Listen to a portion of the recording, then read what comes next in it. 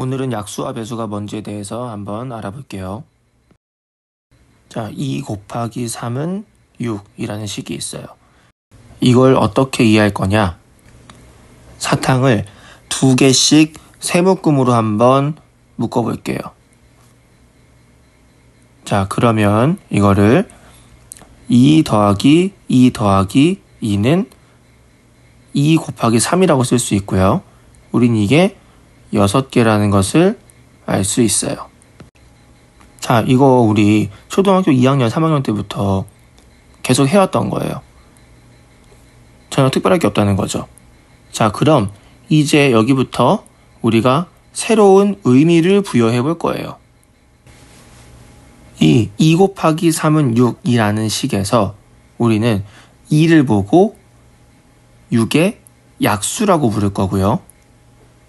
또 3을 보고도 6의 약수라고 부를 거예요. 그냥 이게 약수라는 말의 뜻의 전부예요.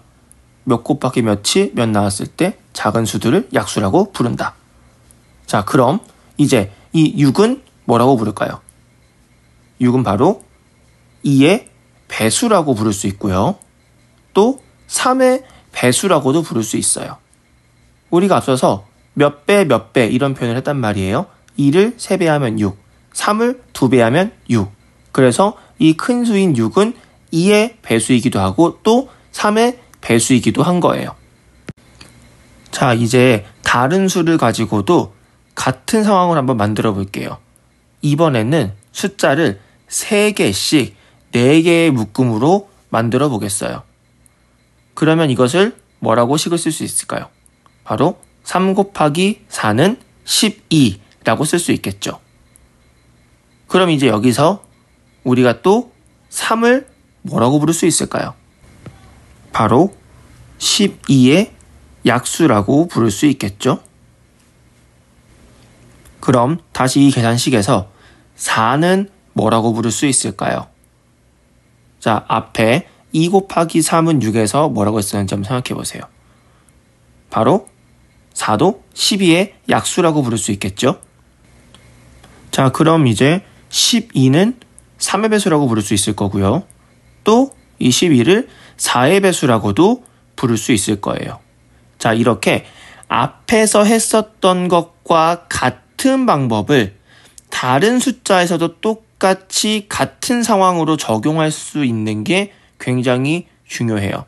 우리가 처음 보는 거라고, 처음 배운 용어라고 모르는 게 아니라 이미 예전에 배웠던 것들에다가 새로운 의미만 부여하는데 그것을 쉬운 숫자에서부터 어떤 활동을 해보고 그것을 다시 좀 다른 숫자, 좀 더 큰 숫자, 좀 더 복잡한 숫자 이런 상황에 적용한 연습들을 반복해서 해야 하는 거예요. 자, 이번에는 이 12를 조금 다른 방법으로 한번 나눠볼게요.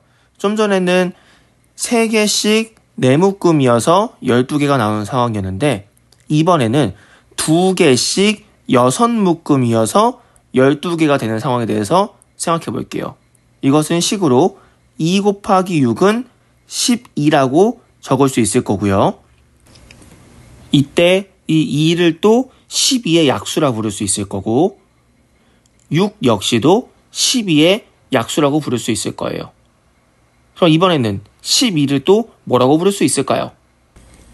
바로 2의 배수 그리고 또 6의 배수라고 부를 수 있겠죠. 자, 이제 이 10이라는 숫자는 3도 약수고 4도 약수고 또 2도 약수고 6도 약수로 갖는 그런 숫자인 거예요. 또 12는 3의 배수이기도 하고 4의 배수이기도 하고 2의 배수이기도 하고 6의 배수이기도 하죠. 여기에 적어놓진 않았지만 12를 또 1 곱하기 12라고 적을 수도 있어요. 그렇다는 이야기는 1도 12의 약수가 될 수 있고 12 자신도 12의 약수가 될 수 있는 것이죠. 자, 여기서 중요한 건 약수가 뭐다, 배수가 뭐다 하는 것들을 외워서 우리가 구구단 다 외운 거를 이용해서 그냥 답만 찾는 게 아니라 지금 우리가 어떠한 과정을 통해서 약수와 배수라는 개념을 정했는지를 생각해 봐야 돼요. 그래서 문제에 어떤 상황이 주어지면 그 상황을 그림이나 표 같은 것들을 이용해서 직접 상황을 설정해 보고 그 다음에 이게 어떤 수의 약수를 찾는 문제구나, 또는 이게 어떤 수의 배수를 찾는 문제구나 라고 생각을 해서 그 문제에 대한 상황을 정리해 놓고 그 다음 필요한 약수 또는 배수를 찾을 수 있어야 된다는 것이죠. 자, 그럼 이제 약수와 배수와 관련된 문제를 한번 풀어볼게요. 유찬이가 친구들에게 과자를 나눠주려고 한다. 과자는 한 상자에 3개씩 모두 4상자가 있을 때 유찬이가 모든 친구에게 똑같은 개수의 과자를 나누어 준다면 모두 몇 명의 친구에게 나누어 줄 수 있을까? 자, 이걸 처음 보면은 어떻게 해야 될지 잘 모르겠죠? 그래서 아까 했던 대로 문제에 대한 상황을 먼저 정리해 보려고 해요. 과자 상자가 있대요. 그리고 과자 상자 안에는 한 상자에 3개씩 과자가 들어있대요. 그것을 그림으로 그려보자고요. 그 다음 과자가 모두 4상자가 있다고 했으니까 우리도 상자를 4개로 한번 만들어 볼 필요가 있겠네요. 자, 4개를 만들었어요. 자, 이 12개의 과자를 1개씩 나눠준다면 몇 명의 친구에게 나눠줄 수 있을까요?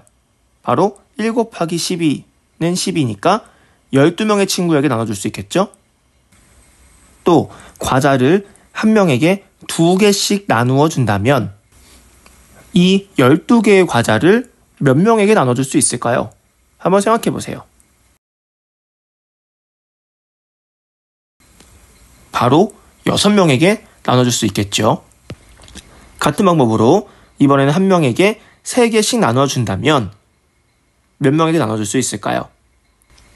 바로 4명에게 나눠줄 수 있겠죠. 자, 같은 방식으로 한 명에게 4개씩 과자를 나눠준다면 총 3명에게 이 12개의 과자를 나눠줄 수 있을 거고요.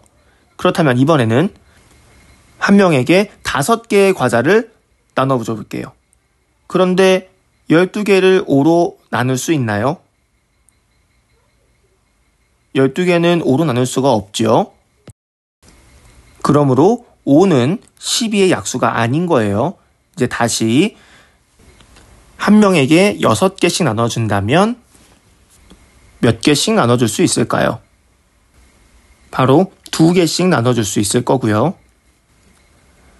12로는 7개, 8개, 9개, 10개, 11개로는 나눌 수 없다는 사실을 이미 알고 있을 테니까 바로 12개씩 나눠주는 것으로 넘어가 볼게요. 과자를 한 명에게 12개씩 나눠준다면 바로 그 한 명에게 모두 나눠주고 끝나게 되겠죠. 자, 이렇게 우리가 나누어 줄 수 있는 과자의 개수와 사람의 수를 표현해 봤는데요. 이 빨간 네모 안에 들어가 있는 숫자들이 사실은 반복되고 있는 거예요.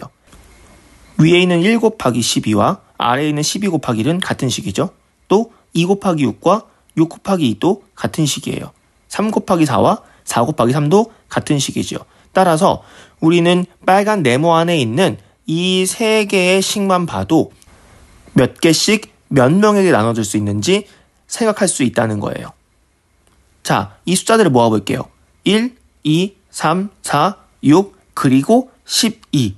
바로 이 숫자들이 우리가 나누어 줄 수 있는 과자의 개수와 또 사람 수가 되기도 한다는 거예요. 그런데 우리가 앞서서 이렇게 1 곱하기 12, 2 곱하기 6, 3 곱하기 4 같이 표현하는 이쪽 수들을 보고 12의 약수라고 불렀고요. 다시 1 곱하기 12, 2 곱하기 6, 3 곱하기 4에 해당하는 결과값, 계산값인 12를 이 숫자들의 배수라고 불렀어요. 그러니까 지금 유찬이가 상자에 있는 과자를 친구들에게 똑같이 나누어 주려고 한다면 나누어 줄 수 있는 개수도 12의 약수여야 하고 나누어 줄 수 있는 친구들의 숫자도 12의 약수여야 한다는 것이죠. 또 다시 나누어 줄 수 있는 과자의 전체 개수는 한 명당 나누어 줄 수 있는 과자의 개수의 배수여야 하고 또 나누어 줄 수 있는 친구들의 숫자의 배수여야 한다는 거죠. 우리가 알아야 될 건 바로 이러한 상황이라는 거예요. 다음번에 여러분들이 만날 다른 문제들은 과자를 나눠주는 게 아니고 다른 걸 나눠줄 수도 있고요. 또 나눠주는 게 아니라 줄을 세우는 걸 수도 있고요. 하루에 몇 번씩 방문을 하고 총 몇 번을 방문을 하고 뭐 이런 문제일 수도 있고요.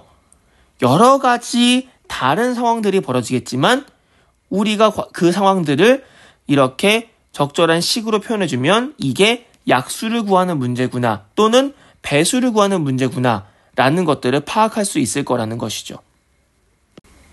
자, 이제 여러분이 할 일은 하나예요. 바로 어떤 상황인지를 이해하기 위해서 적절한 그림이나 표를 그려보고 또 적절한 식을 세워보고 그 사이에 공통점을 찾아서 내가 구해야 할 것이 어떤 개념에 해당하는가 이걸 파악한 연습을 계속하는 거죠. 자, 이 문제는 약수 찾는 문제야. 저 문제는 배수 찾는 문제야.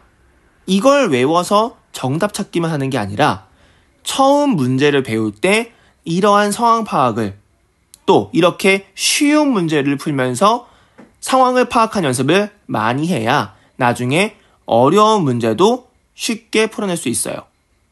자, 오늘은 여기까지만 마치도록 하고요. 다음 시간에 또 다른 개념으로 만나도록 할게요.